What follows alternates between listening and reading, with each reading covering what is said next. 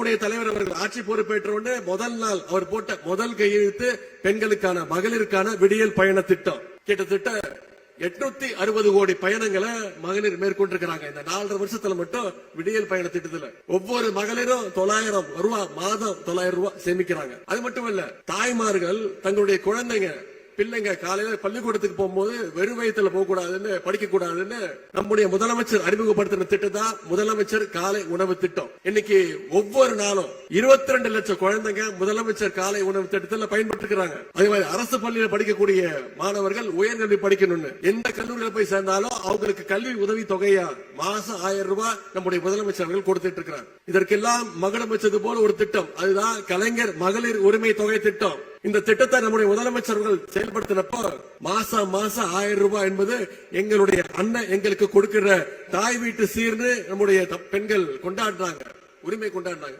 இன்னைக்கு ஒவ்வொரு மாதமும் 1,30,00,000 மகளிருக்கு கலைஞர் மகளிர் உரிமை தொகை மாசம் 1000 ரூபாய் போயிட்டு இருக்கு. இப்படி மகளிருடைய பயனளிக்கின்ற பல திட்டங்களை நம்முடைய முதலமைச்சர் அவர்கள் தொடர்ந்து பார்த்து செய்து வருகிறார்கள். இது திராவிட மாடல் பார்ட் 1 மட்டும்தான். திராவிட மாடல் 2.0 பெண்களுக்கு மேலும் பயனளிக்கக்கூடிய பல்வேறு திட்டங்களை நிச்சயம் நம்முடைய கழக தலைவர் அவர்கள் முதலமைச்சராக பொறுப்பேற்று உங்களுக்கு கொடுப்பார்.